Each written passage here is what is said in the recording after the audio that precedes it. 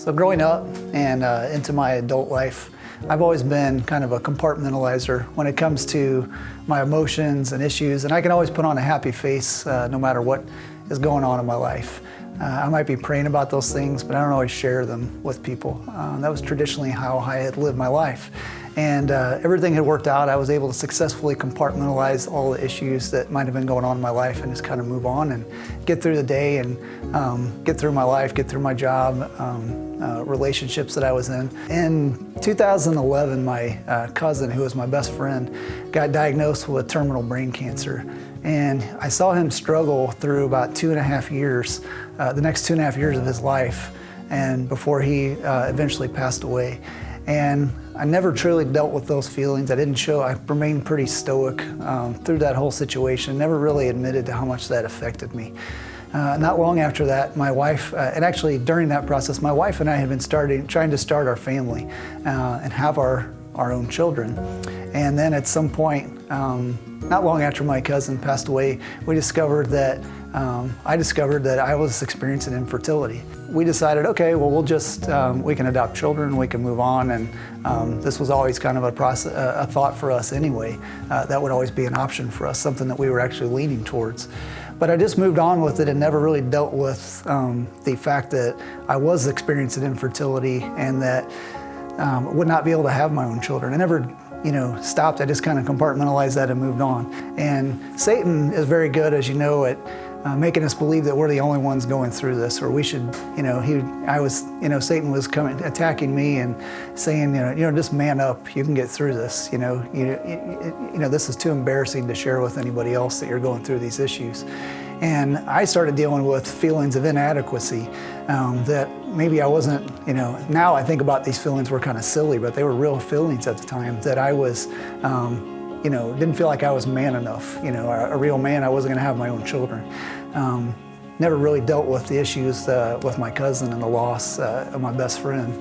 Megan, my wife, had prayed for me a lot through this process, and I had it had really taken a big toll on our marriage, and things were not going all that well, and we weren't really talking about it.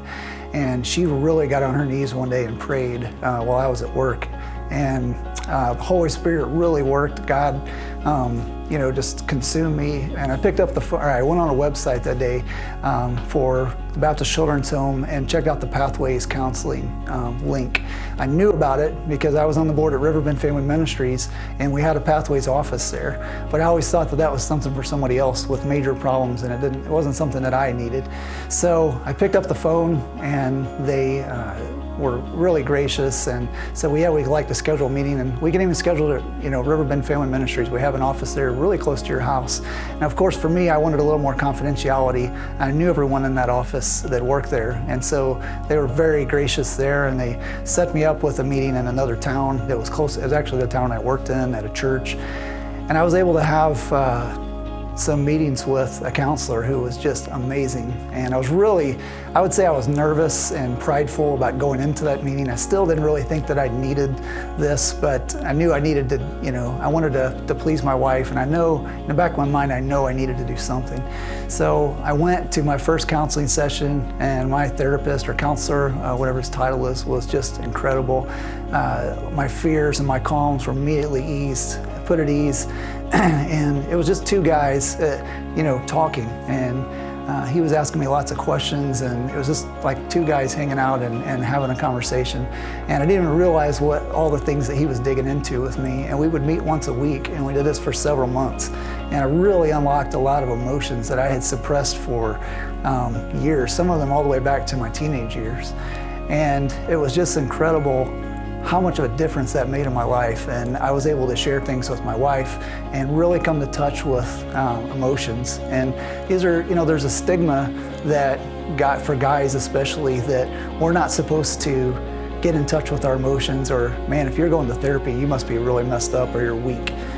But I'm here to tell you that it was one of the best things I've ever done in my life, was go through the Pathways Counseling. I encourage everybody, if you're dealing with any kind of issue, whether you're embarrassed of it, or if it's something that you're afraid to share with someone else, or if it's something that you are, but you just feel like you need someone else to talk to, Pathways is an awesome place.